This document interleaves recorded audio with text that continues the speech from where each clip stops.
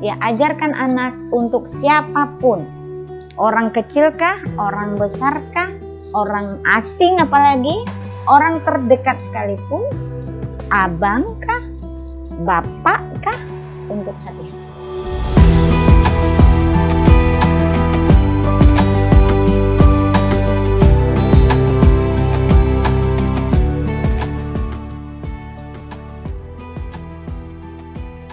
Assalamualaikum warahmatullahi wabarakatuh. Selamat pagi sahabat Arari TV.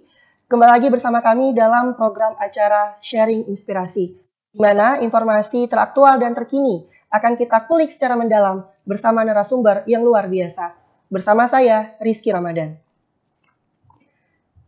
Sahabat Arari TV, belakangan ini sering kita dengar dari berbagai platform informasi, baik sosial media maupun platform berita, kerap kali terjadi pelecehan ataupun kekerasan seksual. Fenomena yang tidak berperi kemanusiaan yang terjadi akibat relasi kekuasaan. Mirisnya, perempuan dan anak di bawah umur kerap menjadi korban. Tempat yang seharusnya menyediakan kenyamanan dan juga keamanan justru menjadi sarang bagi predator untuk menjalankan aksi bejatnya. Dari situ kita belajar bahwasanya kekerasan dan pelecehan seksual dapat terjadi kapan saja dan di mana saja. Sehingga penting bagi kita untuk terus memberikan edukasi terkait dengan edukasi seksual khususnya terhadap anak. Sesuai dengan tema kita atau judul kita pada hari ini yang akan kita bahas yaitu komunikasi keluarga tentang sex education terhadap anak. Untuk membahas hal tersebut telah hadir bersama kita narasumber luar biasa. Beliau merupakan Kepala Pusat Studi Gender dan Anak atau PSGA UIN Araniri Banda Aceh. Beliau adalah Dr. Nasriah, SAG, MAG. Assalamualaikum Ibu. Waalaikumsalam warahmatullahi wabarakatuh. Gimana Ibu kabar hari ini? Alhamdulillah sehat. Sehat, Alhamdulillah. Baik Ibu, mungkin kita akan sedikit membahas yang mungkin pembahasan masih sedikit tabu gitu ya, terkait dengan edukasi ataupun terkait dengan pembelajaran seperti itu, terkait dengan pelecehan seksual ataupun edukasi ataupun kekerasan seksual. Ibu melihat fenomena yang marak terjadi terkait dengan pelecehan maupun kekerasan seksual. Bagaimana tanggapan Ibu? Terima kasih untuk pertanyaannya. Yang jelasnya terima kasih untuk telah diundang di sini, dan itu menjadi kami punya kepentingan terhadap ini. Dan kita makin prihatin dengan kasus-kasus yang terjadi sekarang. Hampir tiap hari kalau kita lihat, kita baca aja di koran, di TV, itu tidak ada yang tidak berkaitan tentang kekerasan seksual. Bukan hanya pada orang dewasa, tetapi juga pada anak. Dan itu makin miris. Dan dulu kita merasa bahwa itu jauh dari kita ya Aceh. Ini makin lama makin dekat, bahkan bisa jadi di sekitar rumah kita. Dan itu sangat memprihatinkan. Dan harus, bukan hanya harus ada, tapi semua pihak harus concern di bidang itu. Ya berarti memang kasus ini tuh semakin hari semakin besar ya? Bukan hanya semakin besar, intensitasnya makin tinggi, makin sering, dan kualitas kejahatannya juga makin memprihatinkan. Ya, bukan hanya jumlahnya makin besar, makin melebar, ya, tetapi juga kualitas kejahatannya juga makin meningkat. Intensitas dan kualitas kejahatan yang meningkat. Apa yang menyebabkan itu? Ada banyak faktor sih. Salah satunya mungkin ya pendidikan keluarga. Pendidikan keluarga sangat berpengaruh ya, karena mau tidak mau sebenarnya anak itu yang punya anak yang dibebankan, yang diamanahkan itu kan kepada keluarga. Nah, keluarga berpengaruh besar, dialah menjadi madrasah utama dari anak. Nah, perhatian kedua ibu bapaknya termasuk dengan kakak dan abangnya kalau dia punya kakak dan abang, atau adiknya ketika dia punya adik, itu menjadi sangat penting untuk menjaga bagaimana itu tidak terjadi. Al-Quran sendiri mengatakan ya dari awal qu anfusakum wa ahlikum nara. Satu, jadi bagaimana keluarga, komunikasi keluarga, bagaimana keluarga itu berinteraksi, dan bagaimana keluarga bisa menjaga anak-anaknya itu menjadi penting. Itu salah satunya. Tetapi keluarga bukan satu-satunya faktor. Lingkungan juga berpengaruh. Karena percuma keluarga baik, ya kita tinggal bertetangga, kita tinggal dengan sosial. Dan juga pendidikan formal juga penting. Dan satu lagi, yang banyak mempengaruhi sebenarnya, yaitu teknologi sekarang itu makin mempertegas semuanya ini. Makin mungkin memperkencang kalau ibarat larinya. Kalau ibarat air makin deras. Jadi itulah beberapa faktor di antaranya. Iya, ada hal yang menarik Ibu yang saya kutip terkait dengan sesuai juga dengan judul kita pada hari ini, peran keluarga. Kita ketahui bahwasanya keluarga memiliki peran andil terhadap memberikan edukasi-edukasi semacam itu khususnya kepada anak. Lantas apa yang harus dimiliki sebuah keluarga agar mampu memberikan edukasi terhadap kekerasan maupun pelecehan seksual? Yang harus dimiliki keluarga tentu adalah dibangunnya keluarga itu sendiri. Komunikasi yang efektif antara keluarga.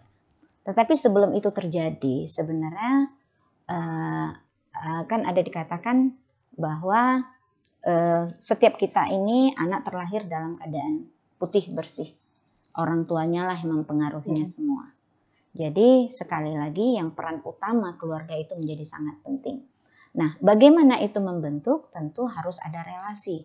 Harus ada bagaimana komunikasi antara ibu dan ayah. Nah, jangan hanya ibu saja, tetapi juga ayah juga sangat berperan. Karena justru pendidikan, anak akan menjadi bingung ketika ada dua nilai yang dia tidak tahu mana yang harus diikuti. Nilai dari ayah atau nilai dari ibu. Jadi, komunikasi efektif itu diawali, dibangun dengan seirama, adanya chemistry yang baik antara ibu dan ayah bagaimana mendidik anak. Kalau tidak, yang sering kan kadang-kadang niatnya baik dua-dua, tetapi punya arah yang berbeda, satu yang kiri, satu yang kanan, tidak saling mensupport, itu juga membuat anak dalam kebingungan. Belum lagi, dan tergantung juga level anak itu sendiri.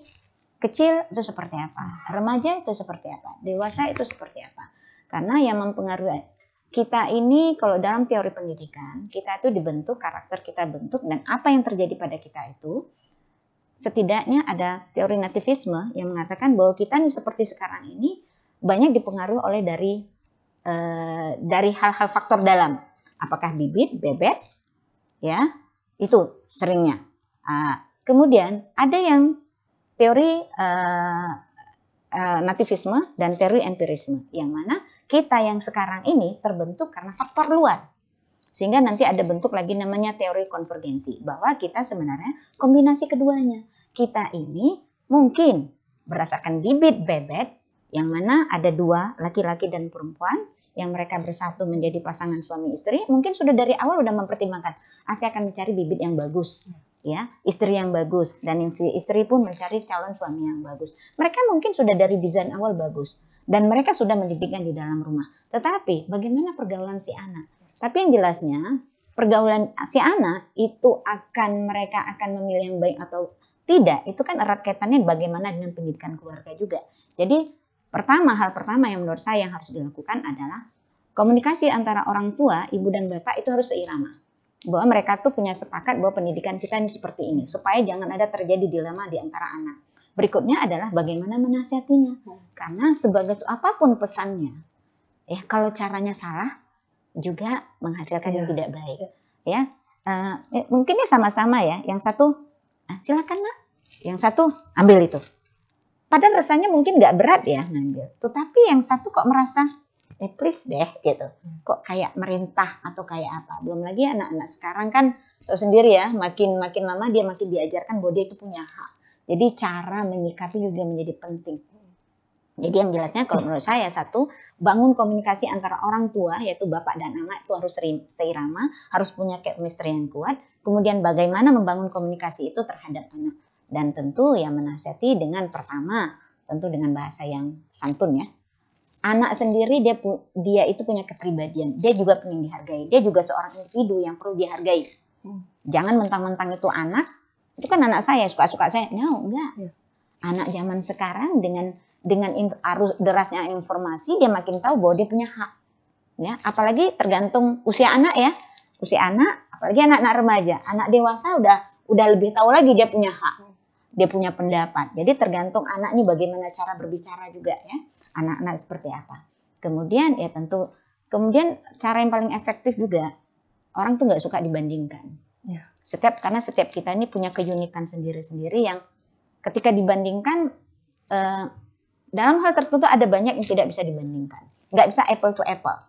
Ya, mulai dari dia bagaimana makan, dia bagaimana dibesarkan. Ketika walaupun sesama manusia tapi juga tidak bisa dibandingkan. Dan satu hal yang lagi, kapan, di mana itu juga menjadi pertimbangan ketika kita berbicara. Karena minta maaf, ketika menasehati tapi di depan umum itu bukan menasehati. Itu seperti mempermalukan. Ya. Jadi mungkin menasehati di depan itu nggak boleh. Itu lagi dia bilang itu kayak menampar. Apalagi anak-anak sekarang. Wow, dia sangat keakuannya itu kok di depan orang. Dia tahu itu benar. Tetapi ketika itu di depan teman-temannya, di depan banyak orang, itu bukan pesan yang disampaikan, bukan nasihat, tetapi seperti mempermalukan. Dan kapan itu juga menjadi penting.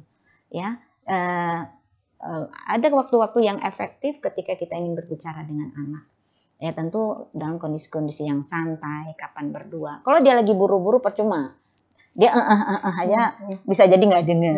Tapi yang sering adalah saat-saat misalnya ada dalam keluarga lagi naik mobil bersama, ngobrol lah di situ dari hati ke hati. Atau lagi saat makan, lagi ngobrol, tapi dari hati ke hati bukan untuk. Ya jadi saat-saat yang seperti itu. Jadi penting, juga penting. Dan bahasa apapun orang tua yang mungkin dianggap lebih punya otoritas, tapi yang kamu hadapi walaupun itu anak, dia juga merupakan individu yang pingin, siapa yang nggak pingin dihargai. Oleh karena itu bahasa yang santun dalam artian yang dijaga, yang tidak menyakitkan hati, yang tidak menimbulkan konflik itu penting. Berarti bagaimana orang tua harus memiliki kesiapan juga untuk memberikan edukasi-edukasi semacam itu. Ibu berarti sepenting apakah bagaimana peran keluarga? Karena kan kita mengetahui bahwasanya anak itu selain keluarga juga ada kehidupan di luar rumah seperti itu. Bagaimana seberapa persenkah andil keluarga dalam bisa menjaga agar anak itu di luar keluarga dapat berjalan dengan benar ataupun sesuai dengan aturan? Seperti saya katakan, kalau ibarat dunia pendidikan, lembaga pendidikan itu setidaknya ada 3. Lembaga keluarga itu sendiri, kemudian ada lingkungannya informal, itu ada nama lembaga formal. Setelah keluar dari rumah, dia sering akan ada 2, berhadapan dengan masyarakat atau berada di dalam lembaga formal atau di sekolah. Di rumah, kalau ibarat rumah, kita membangun sebuah bangunan itu pondasi. Nah, kedua lembaga, apakah formal masyarakat dan informal itu juga itu sangat penting. Basis dari keluarga itu penting, ya. Kemudian itu dipertegas lagi guru. Nah, tentunya orang tua harus membekali anak hal-hal yang akan menjadi dia akhirnya tahu mana yang benar, mana salah.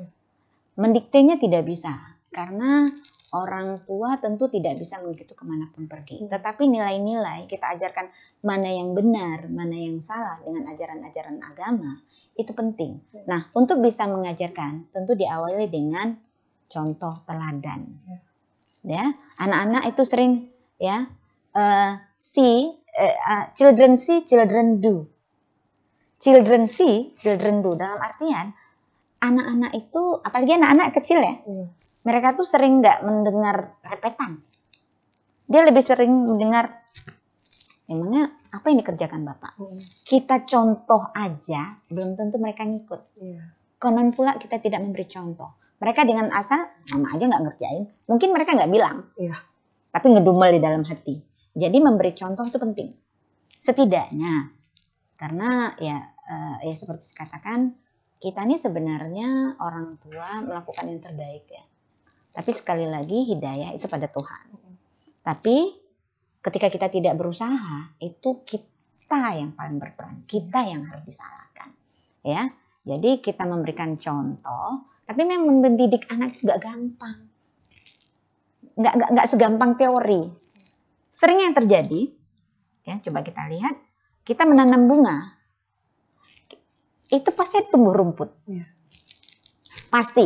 Apalagi kalau udah menanam bunga kita biarkan begitu saja. Paling siram-siram saja. Kita siram-siram tiap hari aja. Tidak berusaha kita mencabut ada yang namanya gulma, atau menghindari tanaman-tanaman, itu pasti akan lebih kita siram bunga, tetapi yang tumbuh rumput, dan kita apa-apa nanti lebih tinggi rumputnya dari bunganya. Tapi ada nggak? Coba kebalikannya, kita tanam rumput, akankah tumbuh bunga? Enggak. Nah, kira-kira begitulah yang sering terjadi ketika kita melakukan sebuah kebajikan, termasuk mendidik anak. Ada saja yang diganggu. Nah, gangguan-gangguan itu seberapa konsistennya orang tua untuk tetap mempertahankan nilai-nilai itu. Dan itu penting. Orang tua tuh tidak boleh give up terhadap bagaimana menasihatin anak. Nah, oleh karena itu, pondasi dari rumah, mengajarkan anak, memberikan contoh itu penting. Nah, berikutnya lagi, orang tua karena dinamika sosial makin tinggi, yang di luar juga, yang nanti di sekolah formal, itu guru juga harus sangat berperan. Ya, karena apalagi anak remaja, kalau anak TK, itu yang lebih didengar gurunya daripada orang tuanya. Tapi ketika remaja, anak remaja itu lebih dengar temannya daripada orang tuanya. Jadi kemudian ketika dewasa, anak-anak udah punya bekal, sehingga dia memikirkan yang dikatakan orang tuanya itu benar atau salah. Nah, jadi dalam hal ini kombinasi ketiga tokoh di dalam setiap lembaga pendidikan. Saya mengatakan lembaga pendidikan itu ada 3. Keluarga, formal, yaitu guru, dan informal, tokoh masyarakat, ya, itu penting. Karena anak kita ketika udah keluar dari rumah, kita nggak bisa memantau sepenuhnya. Ketika dia sampai di lingkungannya, tokoh masyarakat disitulah yang menjadi. Kita ini kekuatan sosial itu penting diberdayakan. Jangan mentang-mentang itu bukan anak saya. Sekarang nih, minta maaf, agak kekuatan sosial itu makin berkurang. Selama bukan anak saya, nah, dan pun memang nggak kita nafikan, kadang-kadang ada pribadi-pribadi ketika ditegur, kok negor anak saya, anakmu lah yang ditegur. Itu memang kadang-kadang itu juga menyebabkan banyak orang yang tidak mau mencampuri, karena ketika mencoba, tapi menurut saya itu penting. Karena percuma keluarga kita aman, kalau lingkungan kita tidak aman, bahaya. Dan begitu juga sekolah. Sekolah juga punya tanggung jawab yang besar. Karena bisa jadi anak itu lahir dari keluarga yang kurang beruntung. Di mana orang tuanya pendidikan antara ibu dan anak kurang care dengan pendidikan. Nah, gurulah yang berperan. Jadi, nobody is perfect. Tidak ada yang sempurna. Tapi ketika kamu bahwa itu ada ketidakbenaran, turun tanganlah. Karena memang kewajiban kita adalah menyuarakan kebenaran. Ya, jadi Bu, jika kita berbicara terkait dengan peran keluarga, fenomena belakangan ini Bu, seringkali kita melihat keluarga yang selalu memberikan jaminan, keamanan, termasuk edukasi-edukasi seperti itu, justru keluarga terdekat menjadi pelaku. Lantas bagaimana? Itu fenomena itu kadang-kadang kita sering berpikir Bu ya, kenapa bisa keluarga yang bisa menjadi pelaku? Itu apa Bu yang terjadi? Kenapa bisa ada fenomena seperti itu? Ya, seperti yang saya katakan, ketika kita lahir itu kan anak itu lahir kadang-kadang ya dia lahir dari keluarga yang dia termasuk yang tidak beruntung, mendapatkan keluarga yang terlahir dari orang yang tidak beruntung. Ya, jadi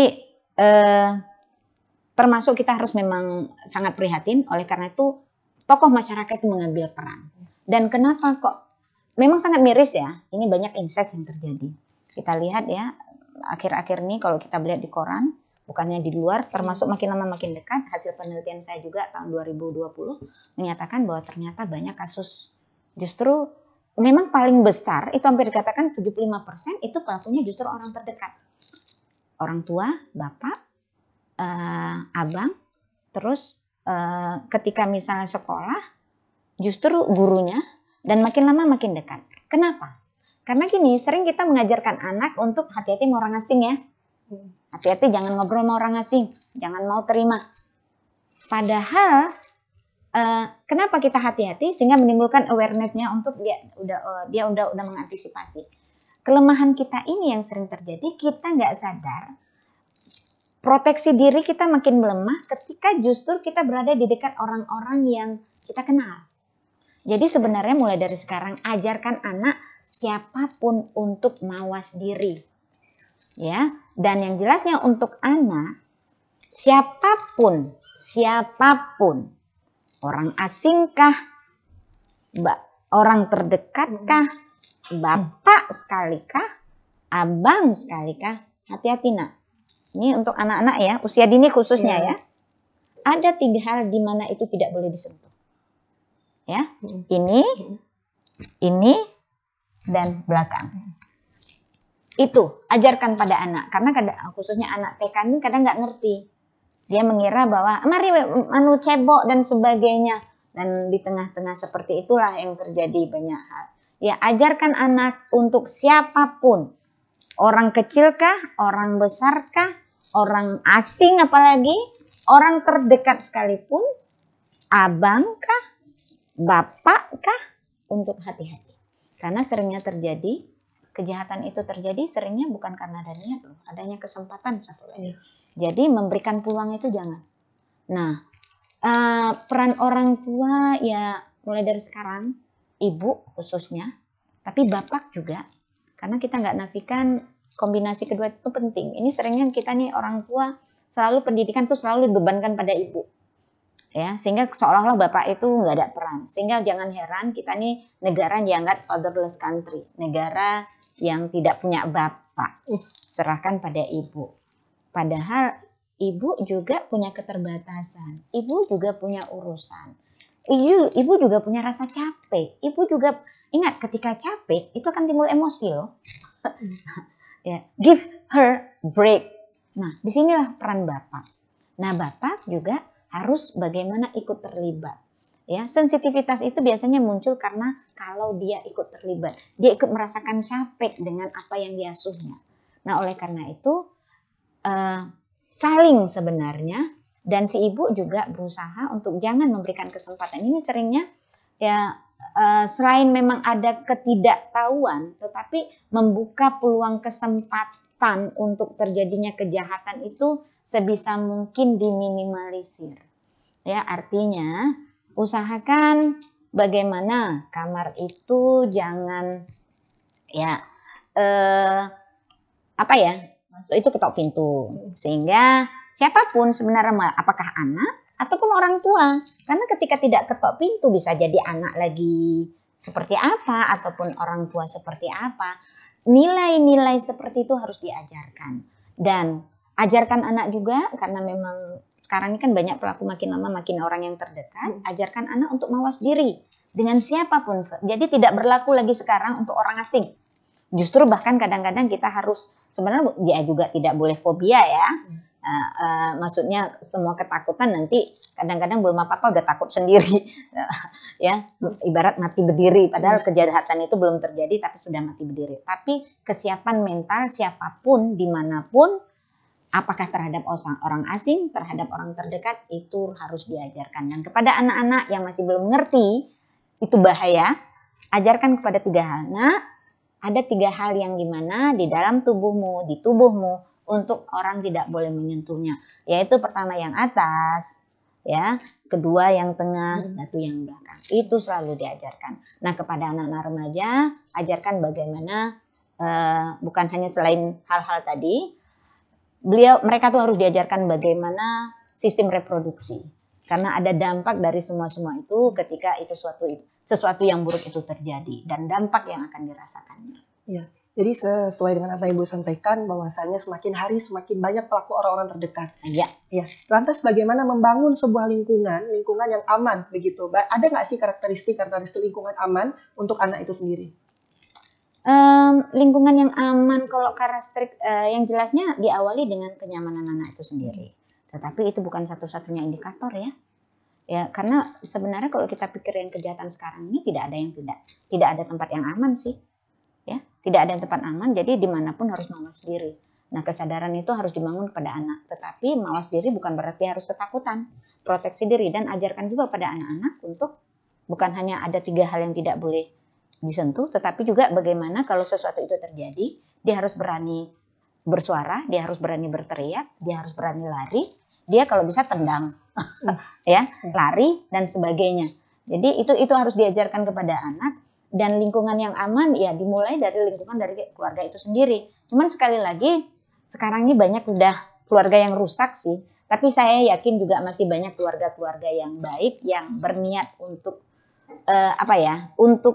karena kan nobody is perfect. Orang yang baik itu bukan orang yang nggak pernah salah. Orang baik adalah orang belajar dari kesalahan. Kita membuka kesempatan untuk siapa yang tidak pernah melakukan kesalahan. Nah, atau ada orang yang baru, iya ya selama ini keluarga kerusak, apa yang harus dilakukan? Ya bangunlah komunikasi antara suami dan istri. Ya, sama-samalah belajar agama, sama-samalah belajar bagaimana parenting yang seharusnya, karena parenting sesungguhnya adalah dengan membangun komunikasi antara ibu dan orang tua itu sendiri. Kemudian setelah membangun komunikasi antara keduanya, berbicaralah dengan anak dari hati ke hati apa yang harus dilakukan. Tapi tetap si anak juga diajarkan bagaimana kewaspadaan, karena emosi itu ada di mana-mana, nafsu itu ada di mana-mana, bukan hanya pada anak muda dan sebagainya, orang tua juga. Karena kita nih iman kan naik turun ya. Kita iman naik turun. Seperti yang kalau dalam RCTI itu, kejahatan itu terjadi bukan karena ada niat, tapi karena adanya kesempatan. Dan juga ada sebuah penelitian mengatakan banyaknya terjadi itu karena ada faktor yang kesempatan diberikan. Apalagi ada unsur kita terpaksa. Kita lagi jalan tiba-tiba ada duit tuh. Nah, kalau kita lagi misalnya lagi ada misal kebetulan lagi ada banyak duit, kita nggak pindahin atau kita biarin aja. Tetapi ketika kita lagi mepet, kita jalan terus mepet, ini ada duit, ada ini. Jadi seringnya terjadi itu karena faktor adanya keterdesakan. Jadi bisa jadi juga orang yang sudah ngerti dia akan melakukan kesalahan. Ya. Jadi bukan karena apa? Karena ada faktor yang menyebabkan dia merasa harus. Jadi hati-hati ketika pulang itu, karena biasanya orang yang tahu belum tentu tidak melakukannya. Cuman orang yang tahu kemungkinan besar tidak melakukannya. Oleh karena itu pengetahuan itu penting. Pengetahuan itu penting karena hasil penelitian menunjukkan ada banyak. Pengetahuan itu berkontribusi terhadap perilaku. Ya, ketika pengetahuannya tinggi terhadap itu, kesadaran juga makin tinggi, dia akan tidak melakukannya. Tetapi pengetahuan, ilmu yang tinggi, sehingga ada diindikasikan dengan gelar yang tinggi, jabatan yang tinggi, tidak serta-merta, tidak otomatis untuk menjadikan orang itu tidak melakukan kejahatan. Karena apa? Ada hal-hal yang dianggap mendesak dan satu lagi adanya kesempatan. Berarti pentingnya membangun kesadaran terlebih dahulu. Membangun itu penting, pengetahuan itu penting karena sekali lagi kemungkinan besar untuk melakukannya itu tidak. Tetapi itu bukan satu-satunya faktor. Jadi membuka peluang untuk itu peluang untuk terjadinya kejahatan itu juga harus ditutupi. Jadi bukan hanya pengetahuan yang diberikan, tapi sementara peluang diberikan. Misal udah tahu gelap, diusahakan nak hindari karena gelap itu bahaya, sering terjadi. Nah, tapi tidak serta-merta. Jadi ketika pun, Bu, tapi harus keluar. Oke, bawa sesuatu. Ajak abangmu, ajak orang lain untuk supaya itu. Nah, ketika udah tahu gelap dan tidak ada perlu, itu lebih parah kira-kira. Jadi jangan ciptakan peluang itu karena mau tidak mau ada bahagian dari diri kita yang menyebabkan kemungkinan kejahatan itu terjadi karena kita membuka peluang itu. Lantas Ibu, kalau kita berbicara terkait pelecehan seksual pasti kan ada korbannya, seperti itu. Lantas apa yang harus disediakan seperti itu oleh lembaga masyarakat ataupun sekitarnya untuk memberikan perlindungan terhadap korban? Karena seperti kita lihat Bu ya, di Aceh sendiri khususnya itu ada marak-marak kejadian bahwasanya korban itu justru mendapatkan semacam berasa bersalah seperti itu, dan masyarakat juga menjudge bahwa dia bersalah seperti itu. Iya, hal yang terjadi, nasihat itu bagusnya dari awal. Nak, jangan keluar malam, nak ini dan sebagainya dengan bahasa yang sesuai dengan anak itu sendiri ya. Karena sekarang ini bahasa-bahasa negatif, kata-kata jangan justru makin semangat anak-anak. dunia psikologi menunjukkan jangan masuk, makin penasaran kenapa ya? Pengen masuk. Jadi kata-kata jangan itu seolah-olah seolah-olah justru mengajak. Bahkan, nak masuk nak sini, justru berarti nggak menarik nih. Tapi kalau misalnya jangan masuk, penasaran nih. Ya, jadi anak sekarang ini agak sedikit harus ya sesuai dengan hadis Nabi ya, ajarkan anak sesuai dengan zamannya. Itu jadi mungkin bahasa-bahasa tertentu juga perlu dipertimbangkan. Jadi dalam hal ini apa yang disediakan? Nah, terus terang hal yang pertama untuk kita mengantisipasi keluar malam itu bahaya, kemungkinan-kemungkinan itu perlu terangkan dari awal. Tetapi ketika itu sudah terjadi, jangan disalahkan lagi. Karena dia sendiri sebenarnya udah menyesal.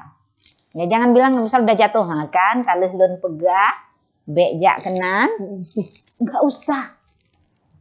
Dia itu sudah tahu, aduh kenapa? Kalau dia bisa memutar waktu, dia tidak akan mau ke sana. Siapa yang menjadi korban? Dia sendiri sebenarnya. Hal yang pertama, mekanisme kita seringnya. Ketika itu terjadi, kita melihat apa yang terjadi. Kenapa? Kenapa why me? Ya. Apalagi ketika, oh iya, memang, dia itu sendiri menyesal. Jadi jangan di-blaming lagi. Nah berikutnya yang kita dibutuhkan adalah solusi. Kuatkan hatinya. Ya, apa yang harus dilakukan? Nah, kalau berbentuk pelecehan seksual dan sebagainya, kita ini sebenarnya udah ada banyak lembaga loh yang perhatian terhadap itu. Ketika kita, yang tentunya kita orang terdekat ya, atau yang mendapatkannya, kita harus mencari. Kalau kita itu orang terdekat ya, tentu yang harus pertama yang kita lakukan, lihat apakah dia butuh, dia harus dibawa kemana. Kalau misalnya ini lapor polisi itu penting untuk mengetahui dan sebagainya, pihak yang bawa ke rumah sakit itu penting untuk melihat apa yang terjadi padanya, tapi yang jelasnya dukung dia dan lembaga-lembaga kita di sini sudah banyak ya. Dulu ada namanya lembaga P2TP2A, sekarang ini namanya UPTD. Itu adalah lembaga-lembaga yang menangani ini. Dan kalau di PSGA, insya Allah dalam terdekat kita ada namanya unit layanan terpadu. Nah sebelum itu bisa juga ke PSGA, studi gender dan anak. Kita bisa mengarahkan kemana orang-orang atau pihak-pihak yang kira-kira membantu sebelum unit layanan terpadu itu terbentuk. Terus terang kita ini sebenarnya sudah, kalau di UIN kita sudah sangat concern dengan kekerasan seksual. Semoga dengan adanya keputusan rektor regulasi itu bukan berarti kita berharap ada ya. Kita tuh berharap sebenarnya lebih supaya tidak ada. Cuman ketika ada kita sudah siap dengan perangkat mau diapain ini gitu. Jadi kita ada di bawah itu nanti PSGA, tetapi nanti ketika udah lembaganya terbentuk itu nanti ada lembaga penanganan khusus. Nah untuk yang di masyarakat, tentu pertama yang harus dilakukan adalah ya melaporlah. Ini kita ada PPA, unit pelayanan perempuan dan anak di kepolisian itu ada. Jangan bawalah ke rumah sakit, melapor itu penting, yang jelasnya melapor ke desa untuk hal-hal seperti itu. Jangan dibiarkan, dan visum itu penting. Tapi harus didampingi. Dan untuk psikologinya itu harus sangat didampingi karena dia sendiri sudah sangat down. Ya, karena biasanya orang seperti itu akan kena mental. Ya, dia sendiri menyalahkan diri, kemudian akan kena, lihat juga bisa jadi fisik. Ya, bisa jadi perlu penanganan hukum. Apakah untuk terkait dirinya ya atau terkait dengan si pelaku. Misalnya kita ingin siapa pelakunya. Jadi jangan segan-segan dan jangan ditutupi. Ketahuilah, ketika kita menutupi, itu sebenarnya membantu pelaku. Sebenarnya kejahatan itu terjadi. Ini kejahatan di mana-mana itu terjadi. Bukan banyaknya penjahat loh. Tetapi banyaknya orang yang baik yang diam. Atau banyaknya korban yang sudah dia menjadi korban, tapi diam. Hati-hati, ketika Anda korban, terus Anda tidak melapor, minta maaf secara nggak langsung, ya, kamu telah membantu pelaku. Sedikit saja bersuara, laporlah pada orang-orang tertentu, ya. Setidaknya si pelaku akan melihat, wow, aku udah diperhatikan. Sekali orang mengadu, 2 kali mengadu, orang akan itu menjadi data. Jadi sekali lagi saya minta, ya saya mohon kepada teman-teman, anak-anak, ya adik-adik dan keluarga apabila ada korban, orang terdekat kita menjadi korban, speak up. Bagaimana kita akan mendapat pelayanan, bagaimana kita akan dibantu. Kalau kita tidak membantu orang lain untuk kita mengungkapkan itu terjadi. Orang lain itu bukan Mama Loren, minta maaf Mama Loren, atau telepati yang jago itu yang bisa ngerti apa yang di kepala kamu kalau kamu nggak bicara. Bagaimana? Karena biasanya kalau kasus-kasus ini memang justru kasus-kasusnya disembunyikan. Jangan disembunyikan lagi. Biasanya pelaku itu kalau udah kepada si A, itu sebenarnya udah banyak si B, si C, si D. Cuman nggak ketahuan. Kenapa? hal yang sama dilakukan. Nah, kalau dari awal sudah di stop, dia nggak akan melakukannya lagi. Jadi sekali lagi kepada korban itu sendiri, keluarga korban atau teman si korban, orang terdekat si korban, apabila mungkin si korban tidak berani mengadu, kalian yang mengadu. Bantu dia. Tapi besarkan juga hatinya. Besarkan hatinya tidak menyelesaikan masalah. Ya, tapi tetap harus dibesarkan. Dan satu lagi, penanganan itu bukan harus hanya kepada si pelaku. Ini seringnya kita berharap si pelaku dihukum. Sementara kita tidak memberitahu siapa pelakunya. Jadi kalau ingin dihukum, bersuara. Tetapi katakanlah si pelaku sudah bisa ditindak dengan berbagai bukti dan akhirnya bisa. Itu juga nggak selesai.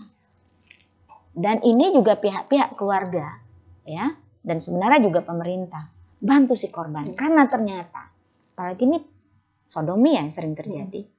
Ternyata sebagian besar pelaku sodomi, ternyata dia korban sodomi. Seringnya pelaku yang sekarang, dia adalah korban sebelumnya yang tidak tertangani. Jadi, mulai dari sekarang, jangan lagi hanya berorientasi pelaku, tetapi juga berorientasilah terhadap korban.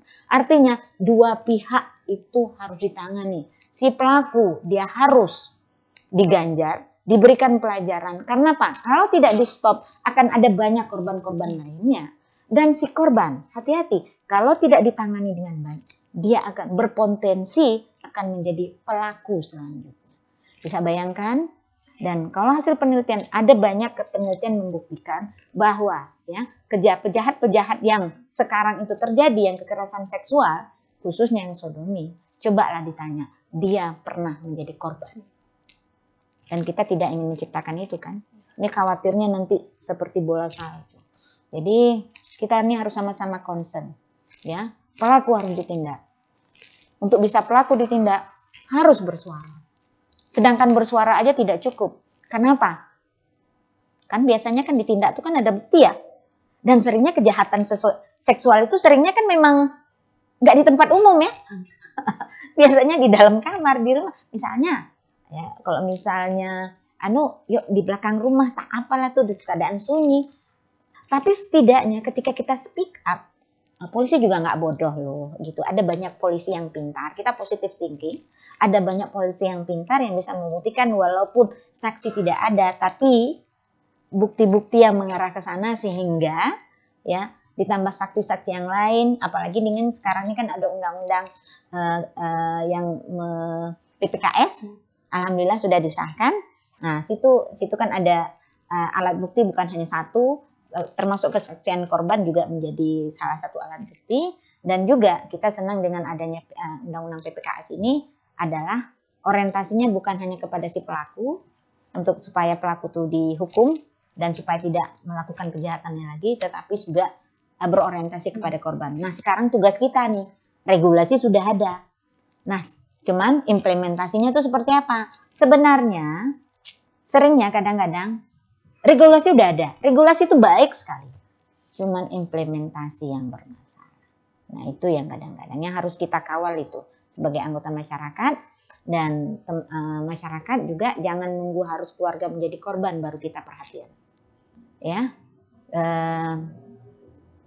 kita akan aman lingkungan kita kalau kita juga ikut berpartisipasi dalam ikut ambil bagian dalam semuanya. Lantas bagaimana Bu peran lembaga-lembaga termasuk PSGA dalam edukasi masyarakat terkait dengan kekerasan ataupun pelecehan seksual? Yang jelasnya karena kami PSG berbasis perguruan tinggi, yang pertama kami lakukan, kami ini sudah banyak, untuk di kampus sendiri kita sudah membuat regulasi. Sehingga walaupun kita tidak berharap itu terjadi, tapi kita sudah ada payung hukum ketika itu terjadi, sehingga ini yang harus dilakukan. Nah, berikutnya kita sudah melakukan sosialisasi kepada dosen-dosen, kepada mahasiswa sudah makin gencar, dan pun kita juga mengadakan pengabdian-pengabdian masyarakat yang mensasar ke sana. Ya, kita itu yang bisa kita lakukan dan kita juga punya rencana besar untuk bukan hanya kepada masyarakat, juga kita rencana juga kepada lembaga-lembaga pendidikan yang lain. Tapi yang jelasnya kita sudah kita sudah punya regulasi, kita sedang dalam proses mempersiapkan perangkat dari regulasi itu. Kita akan ada unit layanan terpadu dalam waktu dekat. Kemudian kepada dosen-dosen kita sudah sosialisasi. Kemarin kita turun lapangan, 9 fakultas sudah kita kunjungi untuk mensosialisasikan program-program. Sebenarnya kita lebih datang itu kita melakukan monitoring dan evaluasi lebih sebenarnya untuk mensosialisasi program kita. Loh, kita ada ini loh, kita ada ini. Sekalian pun tanya, mungkin kita nggak melakukan, rupanya udah dilakukan di sana ya sekalian itu. Jadi alhamdulillah kita itu merupakan bentuk sosialisasi. Dan mahasiswa kita tuh makin intens. Salah satunya Duta Gender. Duta Gender focal point dari PSGA. Ya dengan kami berharap dengan alam mereka ya mereka bisa mensasar teman-temannya, karena nggak kita nafikan kalau level kampus itu justru menjadi korban dan pelaku juga, itu sesama mahasiswa. Ya, kita berharap itu tidak terjadi, dan juga kita di masyarakat mensasar masyarakat melalui kegiatan-kegiatan pengabdian kita. Luar biasa Ibu. Mungkin terakhir Ibu mungkin ada pesan ataupun yang ingin disampaikan kepada sahabat Arani TV gitu untuk mengedukasi terkait dengan pelecehan maupun kekerasan seksual ini. Ya, yang jelasnya kami sangat berharap kepada